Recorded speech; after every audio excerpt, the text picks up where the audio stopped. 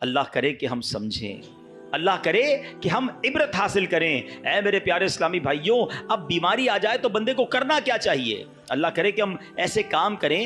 امام غزالی رحمۃ اللہ تعالی علیہ فرماتے ہیں, مریض کو چاہیے جب کوئی مرض میں ہونا موت کو کثرت سے یاد کرے, توبہ کرتے ہوئے موت کی تیاری کرے, ہمیشہ اللہ پاک کی حمد و ثنا کرے, خوب گڑ گڑا کر دعا کرے, اللہ پاک کے حضور عاجزی اور انکساری کا اظہار کرے, مناسب علاج کروائے, شکوہ و شکایت نہ کرے, اور جب شفا نصیب ہو جائے تو اللہ پاک کا شکر ادا کرے.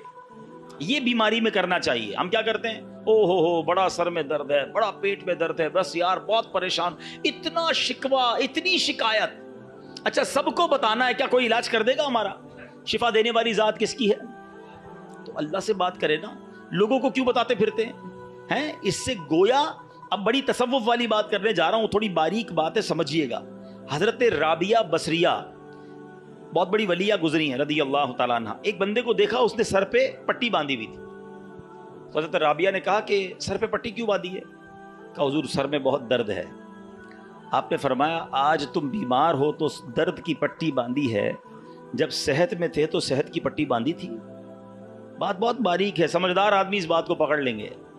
یعنی تمہیں آج اللہ نے کچھ دنوں کے لیے بیمار کیا تو سارے جہان کو بتا رہے ہو کہ اللہ نے بیمار کیا, درد کی پٹی باندھی. جب اللہ نے اتنے دنوں تک صحت مند رکھا تھا, کوئی پٹی باندھ کے بتایا لوگوں کو کہ میں بڑا صحت مند ہوں؟ بعض اوقات بیماری کا اظہار, مصیبت کا اظہار کہیں ایسا نہ ہو یہ شکوہ بن جائے, کمپلین بن جائے کہ اللہ نے بیمار کیا ہے, اللہ نے تکلیف بھیجی ہے. نہیں میرے پیارے اسلامی بھائی, اگر کوئی بیماری پر صبر کر جائے نا, احادیث میں مضمون ملتا ہے اللہ شفا بھی دیتا ہے, اس کے گناہوں کو معاف بھی کر دیتا ہے. یعنی بیماری مصیبت تو میرے گناہ معاف کروانے آئی تھی, مگر شکوہ شکایت کمپلین, ہمارا تو کچھ لوگوں کی تو عادت ہی ہوتی ہے نا, جب ان سے ملے کیا حال ہے, اب جیسے ہی پوچھا نا آپ نے کیا حال ہے, اب لسٹ شروع ہو جائے گی, بس یار سر میں بھی درد ہے, پیٹ میں بھی درد ہے, مارکیٹ بھی خراب ہے, گھر میں بھی اچھا نہیں ہے, اتنی پرابلمز بتا دے گا بندہ. بندہ کہ یار نہ ہی پوچھتا تو اچھا تھا. کبھی تو شکر الحمدللہ کہہ دو, کبھی تو کہہ دو اللہ نے بڑا اچھا رکھا ہے, اللہ نے بڑی مہربانی کی ہے, کروڑوں سے اچھا رکھا ہے. کیوں نہیں کہتے زبان سے؟ شکر ادا کرنے والے بنے, کمپلین کرنے والے نہ بنو. اور بیماری سبحان اللہ, ہمارے اسلاف جو ہے نا وہ تو اس طرح مصیبت کو ویلکم کرتے تھے. حضرت فتح موصلی رحمۃ اللہ تعالی کے بارے میں آتا ہے کہ ان کی زوجہ تھی, ایک بار کہیں جا رہی تھی تو راستے میں پاؤں کو ٹھوکر لگی, ناخن اکھڑ گیا. اب ناخن اکھڑنے کی تکلیف سمجھتے ہو نا, جان نکل جاتی ہے. اب مسکرانے لگی. کسی نے کہا آپ کو تکلیف نہیں ہوئی؟ کہا تکلیف تو ہوئی, مگر اس تکلیف پر جو میں صبر کروں گی اور صبر پر جو مجھے ثواب ملے گا وہ ثواب یاد کر کے مسکرا رہی ہوں. اللہ اکبر. یہ ایسے لوگ تھے, اور ہم جناب چھوٹی سی چوٹ پر اتنی شور مچا رہے ہوتے ہیں, تھوڑا سا نقصان ہو جائے, اچھا جناب وہ کیا ہوا, بس وہ موٹر سائیکل کا انڈیکیٹر ٹوٹ گیا, تو موبائل ہاتھ سے گر گیا, تو فلاں نقصان ہو گیا, فلاں پرابلم, سب کو بتائیں گے. 2 4 5 ہزار کا نقصان ہو گیا, پورے محلے کو بتائیں گے. کیوں بتائیں گے بھائی؟ کوئی دے دے گا آپ کو؟ دے گا کوئی نہیں, ثواب بھی چلا گیا. صبر کرتے تو یہ نقصان تمہارے لیے ہو سکتا ہے گناہوں کا کفارہ بن کر آیا ہو. روایتوں میں آتا ہے کہ مومن کو پہنچنے والا ہر نقصان, یہاں تک کہ اس کے جوتے کا تسمہ بھی ٹوٹ جائے نا, وہ بھی اگر کسی کا لاس ہوتا ہے اور وہ صبر کرے تو وہ اس کے گناہوں کا کفارہ بن جاتا ہے, اس کے لیے نیکی کا باعث بن جاتا ہے. مگر صبر کریں تو نا, ہم نے تو سب کو بتانا ہے. اچھا معاملہ بڑا عجیب ہے, نقصان ہو تو سب کو بتانا ہے, نفع ہو تو کسی کو نہیں بتانا ہے. یہ ضرور بتائیں کہ 5,000 کا نقصان ہو گیا, کبھی آ کے بتایا کہ 50,000 روپے کمائے ہیں؟ نہیں, وہ کیوں بتاؤں بھائی, گھر والوں کو تو بالکل بھی نہیں بتاؤں گا, خرچہ شروع کر دیں گے گھر والے. ان کو جب بھی بتانا نقصان کی خبر دینی ہے.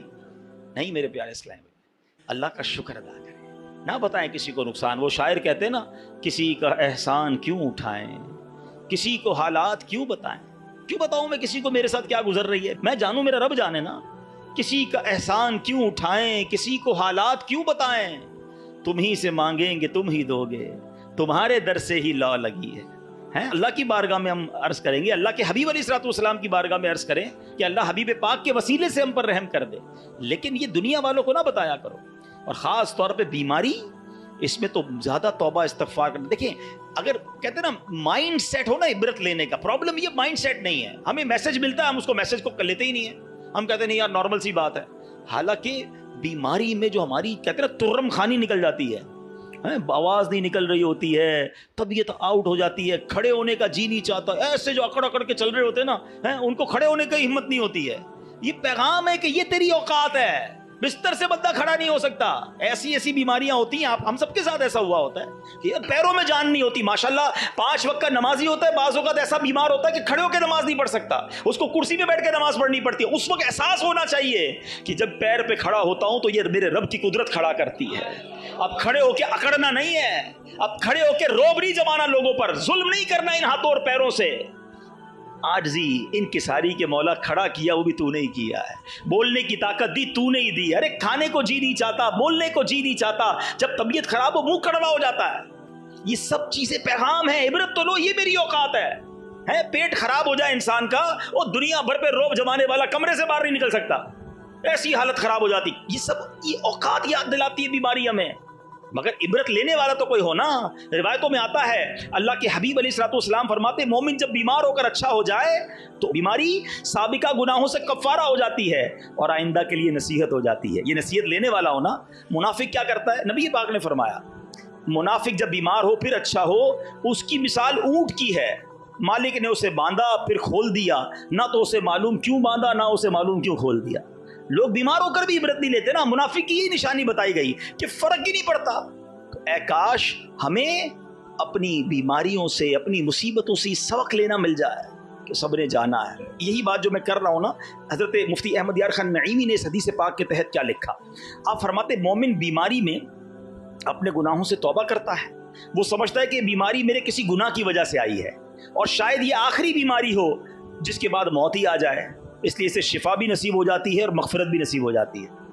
अच्छी सोच लाता है ना, तौबा करता है। अब मुनाफिक क्या करता है, फरमाया गाफिल इंसान मुनाफिक ये समझता है कि मैं तो फलां वजह से बीमार हूँ, रात को गया था दावत में, वो गलत किस्म का खाना खा लिया इसलिए पेट खराब हो गया, मैंने ड्रिंक पी ली तो गला खराब हो गया। वो कोई ना कोई असबाब ढूंढ रहा होता है, ये नहीं सोचता अल्लाह ने भेजी बीमारी और बस अब थोड़ी सी दवा वगैरह पीऊंगा, फला हवा चल रही है आजकल, फ्लू चल रहा है इसलिए बीमार हो गया हूँ, बस अब जब ठीक हो जाओगा दवा से तो कहेगा वो दवा खाई थी तो ठीक हो गया।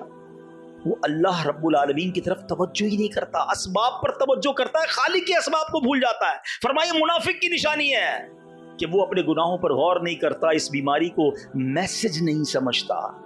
तो मेरे प्यारे इस्लाम में मुझे अच्छी तरह अंदाजा है, मैं जब ये बयान की तैयारी कर रहा था ना, मुझे अंदाजा था कि ये बयान इतना इंटरेस्टिंग बयान नहीं होगा। शैतान है ना, हमें मौत की बात करना भी बोरियत हो सकता है, किसी को बोरियत भी हो रही हो यार ये कौन सा टॉपिक लेके आ गए हैं, लेकिन वही बात है, अगर हम बात नहीं करेंगे तो समझेंगे कब, इसको रियलाइज कब करेंगे, इसके बारे में तैयारी कब करेंगे। हम सब ने मरना है। और एक बात याद रखो मेरे प्यारे इस्लामी भाइयों, इस दुनिया में मैं और आप एक तरतीब से आए हैं। पहले कौन आया, मेरे दादा है, आपके भी दादा है ना, फिर आपके वालिद साहब आए, फिर हम आए, फिर हमारे बच्चे आए, फिर उनके बच्चे आएंगे, ऐसा ही है ना, एक सीक्वेंस है। मगर जाने की ये सीक्वेंस हो ये जरूरी नहीं है। दादा मौजूद होता है और पोता कब्र में चला जाता है, बाप मौजूद होता है और बेटे का जनाजा हो रहा होता है, ऐसा है ना, आपने भी देखा है ना। कब्रिस्तान जाया करो ना, आपको 70 साल की उम्र की भी मुर्दे की कब्र मिलेगी और 20 साल के नौजवान की कब्र भी मिलेगी, 5 साल के बच्चे की कब्र भी मिलेगी। इसका मतलब क्या हुआ कि मौत आने के लिए कोई उम्र की गारंटी नहीं है, कोई लिमिट नहीं है, कभी भी आ सकती है। बचपन से एक शेर सुन रहे हो ना, आगाह अपनी मौत से कोई बशर नहीं, सामान 100 बरस का है, पल की खबर नहीं। कुरान क्या कहता है सुनो, यही बात कुरान मजीद ने कैसे समझाई है। अल्लाह कुरान पाक में फरमाता है, या अय्युहल इंसानु इन्नका कादिहुन इला रब्बिका कदहन फमुलाकी।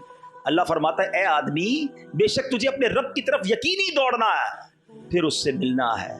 हजरत फुज़ैल रहमतुल्लाहि तआला ने एक शख्स से बड़ा कमाल का सवाल किया, तुम्हारी उम्र कितनी होगी? कहा 60 साल।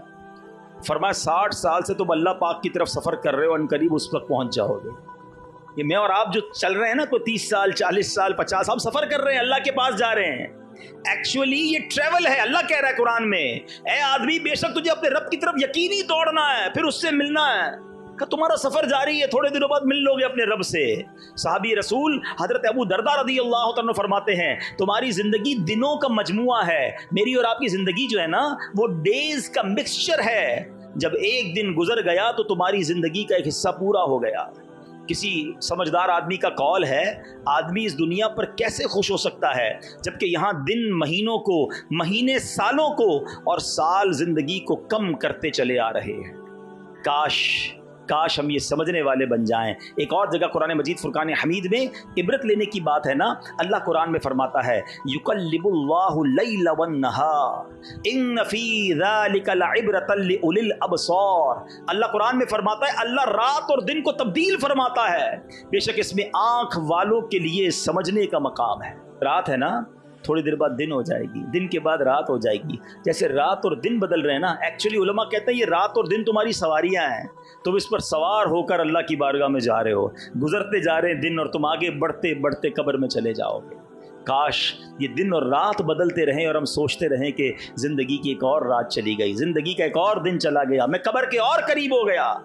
ایک اور جگہ سورہ نازعات میں فرعون اور اس کے لشکر کے غرق ہونے کا واقعہ ذکر کرنے کے بعد رب نے کیا فرمایا؟ ان فی ذلک لعبرۃ لمن یخشی، بے شک اس میں ڈرنے والوں کے لیے ضرور عبرت ہے۔ اولی الابصار، غور و فکر کرنے والے، نگاہ عبرت رکھنے والے، جگہ جگہ قرآن میں اللہ نے فرمایا کہ عبرت رکھنے والوں کے لیے اس میں عبرت ہے، اس میں پیغام ہے، اس میں میسج ہے۔ ایک تو قرآن پڑھتے نہیں اور پڑھتے ہیں تو سمجھتے نہیں، ہمیں تو دوستوں میں گپ شپ سے فکر نہیں۔ اچھا اطلاع بھی ملتی ہے، پتہ چلا آج اس کا انتقال ہو گیا، ہاں وہ آج دوپہر کو بھی ہمارے ساتھ تھا، کوئی احساس نہیں کہ یار اس طرح چلا گیا، میں بھی جاؤں گا، فلاں نوجوان کا ایکسیڈنٹ ہو گیا، فلاں 20 سال کا نوجوان دنیا سے چلا گیا، خیال بھی نہیں آتا کہ یار میں تو 30 سال کا ہوں، میں تو 10 سال زیادہ اس سے جی گیا، میری بھی خبر آئے گی۔ کبھی مسجد کے مائک سے اعلان ہوتا ہے کہ فلاں بھائی کا رضا الہی سے انتقال ہو گیا، کبھی دل میں خیال آیا کہ یار اپنے ہی نام اپنے آپ سے پوچھے بندہ کہ یار کبھی یہ بھی اعلان ہوگا کہ عبد الحبیب کا رضا الہی سے انتقال ہو گیا؟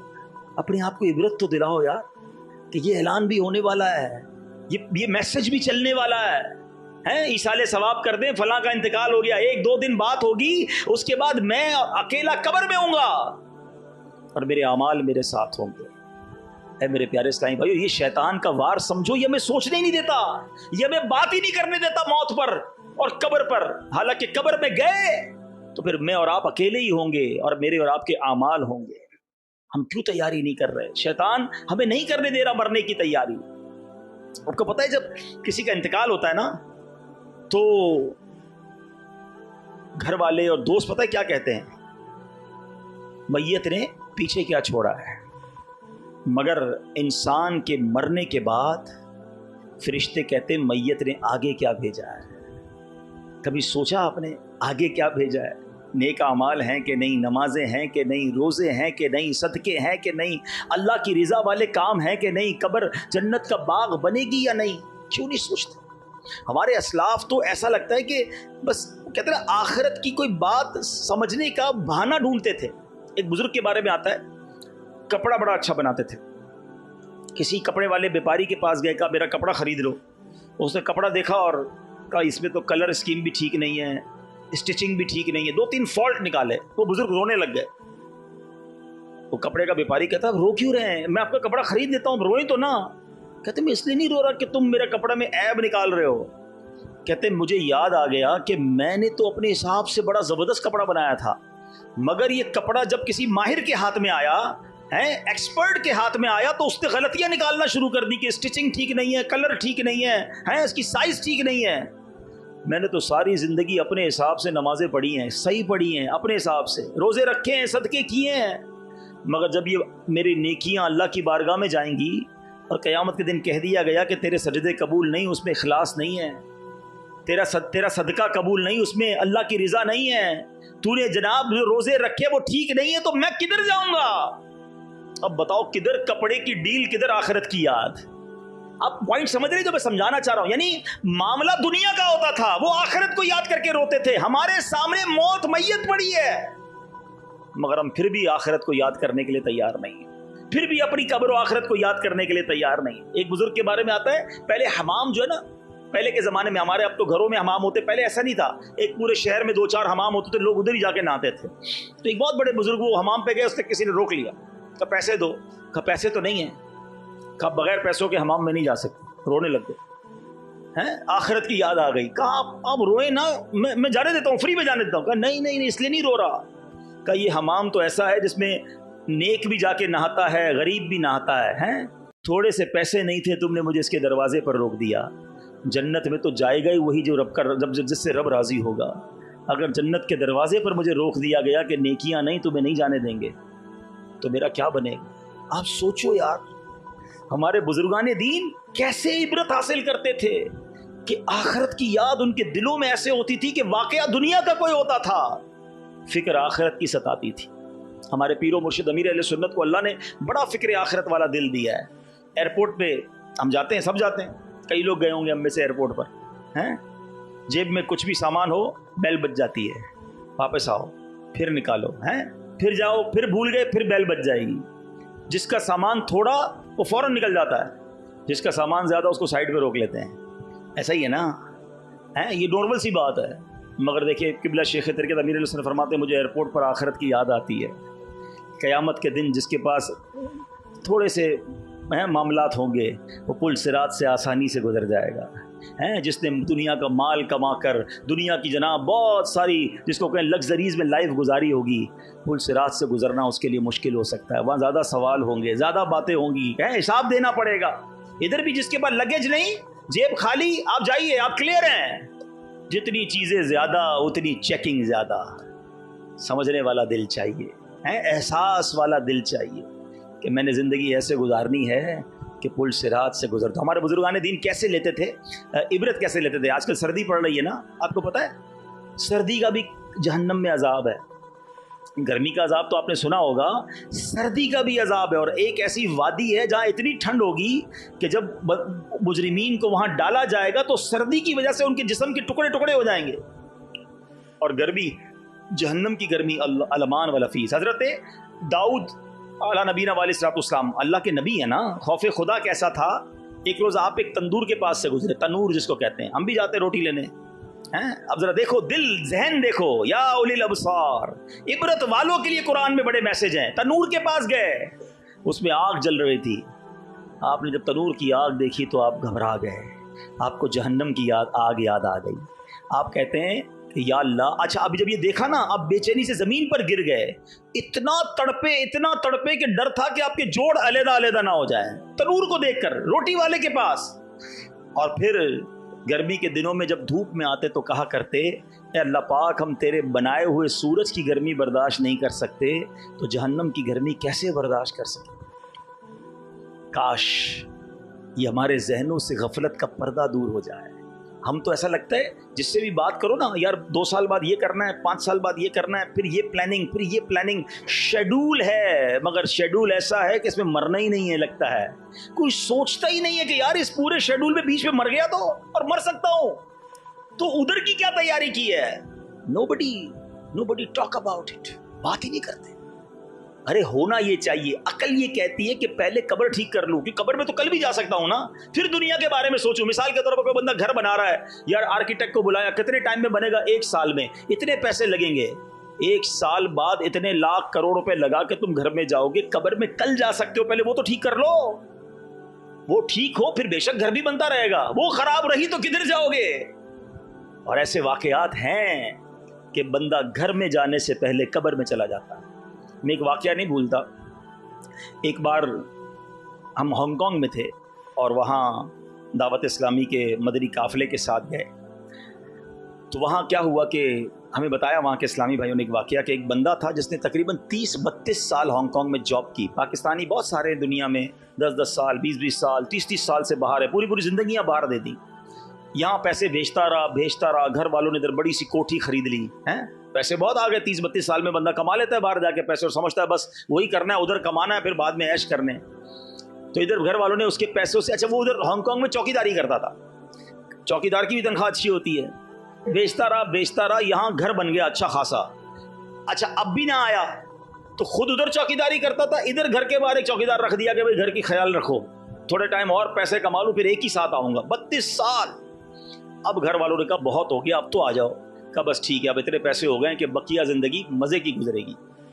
سارا سامان پیک کیا, اپنے دوستوں کی دعوت کی, فیئر ویل پارٹی, آج آخری دن, سب مل کے کھائیں گے پیئیں گے موج کریں گے, کل سے میں جا رہا ہوں آل دا وے پاکستان, اب نہیں آؤں گا واپس, خدا حافظ. پارٹی کے دوران اس بندے کو ہارٹ اٹیک ہوا، اسی پارٹی کے دوران اس کا انتقال ہوا۔ جس جہاز میں اس نے اپنا سامان بک کرایا تھا اسی جہاز میں اس کی میت پاکستان آئی۔ جو گھر جو 32 سال باہر رہ کر مزدوری کر کے بنایا تھا، ایک رات اس گھر میں نہیں گزار سکا، گھر میں جانے سے پہلے 2 گز کی قبر کے اندر چلا گیا۔ جگہ جی لگانے کی دنیا نہیں ہے، یہ عبرت کی جا ہے، تماشا نہیں۔ اللہ کرے میں اور آپ سمجھیں، ہم غافل ہیں، ہم نہیں سوچ رہے کہ ہمیں مرنا ہے، ہم نہیں سوچ رہے کہ ہمیں قبر کی تیاری کرنی ہے۔ کوئی میسج نہیں آئے گا، کوئی پیغام نہیں آئے گا، بہت ساری چیزوں کے لیے الرٹ آتا ہے، ریمائنڈر آتا ہے، موت کے لیے کوئی ریمائنڈر نہیں ہے کہ جناب 4-5 دن رہ گئے توبہ کر لو، نہیں، صبح پتہ نہیں ہوتا اور رات بندہ قبر میں ہوتا ہے، لیکن بات نہیں کرتے، سوچتے نہیں۔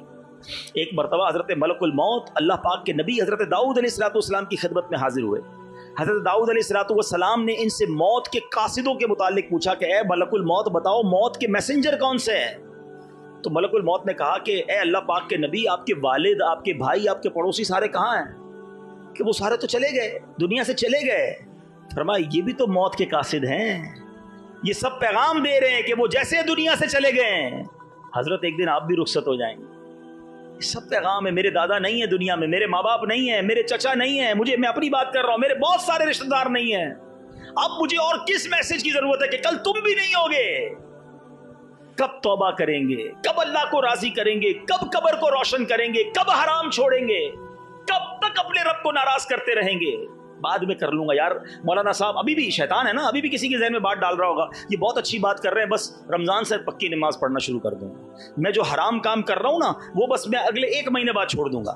یہ بالکل ٹھیک کہہ رہے ہیں، بس میں جو حرام دیکھنے کی یا معاذ اللہ کو شراب پینے کا اگر عادی مجھے سن رہا ہے، کوئی میری بہن سن رہی ہو، یار یہ جو میں حرام کام، یہ میں حرام کمائی جو کر رہا ہوں، سود کما رہا ہوں یا رشوت کا کام کر رہا ہوں یا ظلم کر رہا ہوں یا بلیک میلنگ کر رہا ہوں یا جناب سوشل میڈیا کے ذریعے حرام ارننگ کر رہا ہوں، تھوڑے دنوں بعد چھوڑ دوں گا۔ بس تمہارے پاس گارنٹی ہے کہ تم زندہ رہو گے توبہ کرنے تک؟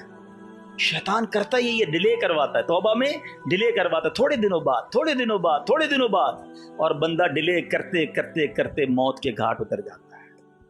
توبہ میں دیر نہیں ہوتی، ابھی کرنی ہے، آج کرنی ہے۔ ڈیلے کرنا یہی تو شیطان چاہتا ہے کہ ہم توبہ میں دیر کریں، آج ابھی۔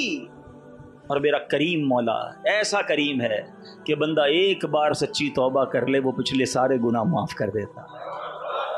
یہ فارمولا جو ہے نا اللہ کی رحمت کا، یہ نرالا فارمولا ہے، دنیا کی کسی عدالت میں ایسا فارمولا نہیں ہے۔ آپ جرم بھی کریں اور جا کر اقبال جرم کر لیں، کانفیس کر لیں کہ ہاں میں نے کیا جج صاحب، تو جج نے سزا ہی سنانی ہے، مگر میرے رب کی رحمت کے اصول دیکھو کہ بندہ اللہ کی بارگاہ میں حاضر ہو کر کہے یا اللہ گناہ ہو گئے، کر لیے گناہ، ہو گئی خطا، آنکھیں بھی حرام دیکھ چکی، کان بھی حرام سن چکے ہیں، اللہ حرام روزی کما لی، زبان سے بھی گناہ کیے، آنکھ سے بھی گناہ کیے، کریم گناہوں کا انبار ہے میرے سر پر، اور اگر مر گیا تو مارا جاؤں گا مولا، بندہ تیرا ہوں، تیرے سوا کون ہے میرا؟ خدا کی قسم دل سے شرم کے ساتھ اگر کوئی توبہ کرے نا، میرا کریم مولا وہ ہے کہ حدیث پاک میں آتا ہے التائب من الذنب کمن لا ذنب لہ، گناہوں سے توبہ کرنے والا ایسا ہے جیسا اس نے گناہ کیا ہی نہیں ہے۔ اللہ سارے گناہ معاف کر دیتا، پھر بھی توبہ نہیں کرتے ہیں۔ اتنا آسان ہے، سچی توبہ کر لو سارے گناہ معاف ہو جائیں گے۔ آج اللہ کی بارگاہ میں سچے دل سے توبہ کرنے کے لیے کوئی اجتماع کرنا ضروری نہیں ہے، ہاں میں جانوں میرا رب جانے، دل سے سچی کنیکٹیوٹی ہو جائے نا، اور بس بندہ شرمندہ ہو جائے اور اللہ سے عرض کرے کہ مولا معاف کر دے۔ آئے ہائے وہ کیسے معاف کرتا ہے۔ ایک بار میں آپ کو توبہ کیسے ہوتی بتاتا ہوں۔ ایک بار حضرت عمر فاروق رضی اللہ عنہ کا دور ہے اور ایک شخص آپ کے سامنے آیا، ہاتھ میں شراب کی بوتل تھی۔ اب ذرا سوچئے حضرت عمر کا جلال، آپ کی عدالت، اور بندہ شراب کی بوتل کے سمیت پکڑا جائے، پھر تو گیا نہ، مارا گیا۔ آپ نے کہا کیا ہے تمہارے ہاتھ میں؟ ڈر گیا، کہتا حضرت وہ سرکہ ہے، بوتل شراب کی ہے اور کہتا کیا ہے؟ سرکہ ہے۔ حضرت عمر نے کہا دکھاؤ۔ اچھا اب ذرا تھوڑا سا سینیریو سمجھیے گا، حضرت عمر یہ کھڑے، یہ بندہ یہ کھڑا ہے، آمنے سامنے بندہ کھڑا ہو، کتنی دیر کا وقفہ ہوگا بات چیت میں؟ سیکنڈز۔ وہ بندہ کہتا ہے اب اگر حضرت عمر کو میں نے بوتل دکھائی اور یہ شراب کی ہوئی تو میں گیا، مارا گیا۔ विद इन सेकंड्स दिल ही दिल में अल्लाह से अर्ज करता है, या अल्लाह आज बचा ले, अल्लाह माफी मांगता हूं और शराब नहीं पीऊंगा, उमर के सामने जलील होने से बचा ले। जरा सोचो ना कितनी देर लगी होगी बोतल निकाल के देने में, मगर तड़प के रब को पुकारा। जैसे ही वो बोतल हजरत उमर के हाथ में जाती है, वो शराब नहीं वो सिरका बन जाती है। ये है मेरे रब की अदालत, ये है उसकी रहमत। तुम सच्चे दिल से तौबा करो, वो तुम्हारे गुनाह छुपा लेगा, वो तुम्हारे ऐब छुपा लेगा। बल्कि ऐसा करीम मौला है, कुरान की आयत में यह मजमून मिलता है कि अल्लाह राजी हो जाए तो बंदे के गुनाहों को रब नेकियों से बदल देता। तो आज इस इज्तिमा में आए हैं ना, प्लीज बदल के जाना है। जैसे आए हैं वैसे नहीं जाना है। मुझे कोई बताए, मुझे जरूरी नहीं है कोई बताए कि मेरे अंदर क्या बुराई है, सब पता है, आपको भी पता है। हाँ, जो हराम कमाता है उसको पता है मैं हराम कमाता हूँ, जो नमाज छोड़ रहा है उसको पता है मैं नमाज छोड़ रहा हूँ, जो झूठ बोलता है उसको पता है मैं झूठ बोल रहा हूँ, जो हराम देखता है छुप छुप कर उसे पता है मैं हराम देख रहा हूँ। बताने की जरूरत नहीं है, सब पता है हमको। लेकिन आज अच्छा, जब मुझे पता है तो मेरे रब को तो पहले पता है ना, मैं जो कुछ कर रहा हूं वो जानता है। तो आज अल्लाह से माफी मांग के जाना, किस बात का इंतजार है? फिर तौबा में ताखीर क्यों है? कुरान पुकार पुकार कर कह रहा है, सुनो कुरान क्या फरमाता है। पहले तो याद दिलाया, कुरान कहता है हर जान मौत का मजा चखने वाली है और कयामत के दिन तुम्हें तुम्हारे अजर पूरे दिए जाएंगे। नेकियां करोगे उसका अजर भी मिलेगा, गुनाह करोगे खताएं करोगे रब नाराज हुआ उसकी सजा भी मिलनी है। और आगे क्या फरमाया, तुझसे आग से बचा लिया गया, फमन ज़ुहज़िहा अनिन नारी व उदखिलल जन्ना फ़क़द फ़ाज़। फरमाया जो आग से बचा लिया गया और जन्नत में दाखिल कर दिया गया वो कामयाब है। हम कहते नहीं यार, जिसका डिफेंस में 1000 गज का बंगला है ना वो कामयाब, जिसके पास इतनी बड़ी गाड़ी है वो कामयाब है, जिसके इतने फॉलोवर्स हैं वो कामयाब है, जो इतना मशहूर है वो कामयाब है, इतने सारे मुल्कों का विजिट किया वो कामयाब है, फला ओहदे पर पहुंच गया, फला सरबराही मिली वो कामयाब है। मैं और आप कौन होते कामयाबी तय करने वाले? कुरान कहता है जिसे आग से बचाया गया और जन्नत में दाखिल कर दिया गया वो कामयाब। अल्लाह उन कामयाबों में हमें शामिल फरमाए, हमें बिला हिसाब जन्नत में दाखिला अता फरमाए। और अगली बात कुरान ने क्या कही, वमल हयातुद दुनिया इल्ला मताउल गुरूर, और दुनिया की जिंदगी तो सिर्फ धोखे का सामान है। काश काश आज का ये बयान मेरे दिल पर भी असर करने वाला बन जाए, आपके दिल पर भी असर करने वाला बन जाए। वो शायर कहते हैं ना कि जब इस बज़्म से उठ गए दोस्त अक्सर और उठते चले जा रहे हैं बराबर, है फला चला गया, फला चला गया, दोस्त चला गया, क्लास फेलो चला गया, और उठते चले जा रहे हैं बराबर। ये हर वक्त पेशे नजर जब है मंजर, यहाँ पर तेरा दिल बहलता है क्यों कर, जगह जी लगाने की दुनिया नहीं है, ये इबरत की जा है तमाशा नहीं है। अल्लाह पाक हम सबको उन उलिल अबसार लोगों में बना दे, इबरत लेने वाले लोगों में बना दे, सोच विचार करने वाले लोगों में बना दे, और हमें अपनी आखिरत की याद करने वाला बना दे। और आज जो हमने तौबा की है, अल्लाह इस तौबा पर हमें इस्तिकामत अता फरमाए। अल्हम्दुलिल्लाह ऐसी प्यारी बातें दावत इस्लामी के प्यारे माहौल में सीखी और सिखाई जाती हैं। इस माहौल से आप भी वाबस्ता रहें, हफ्तावार इज्तिमा में शिरकत करते रहें और मदनी काफ़िलों में सफ़र भी करते रहें। अल्लाह पाक हम सबको दावत इस्लामी के नेक माहौल पर इस्तिकामत नसीब फरमाए। अल्लाह पाक हम सबको अमल करने की तौफीक अता फरमाए। आमीन बिजाहिन नबील अमीन सल्लल्लाहु अलैहि वसल्लम।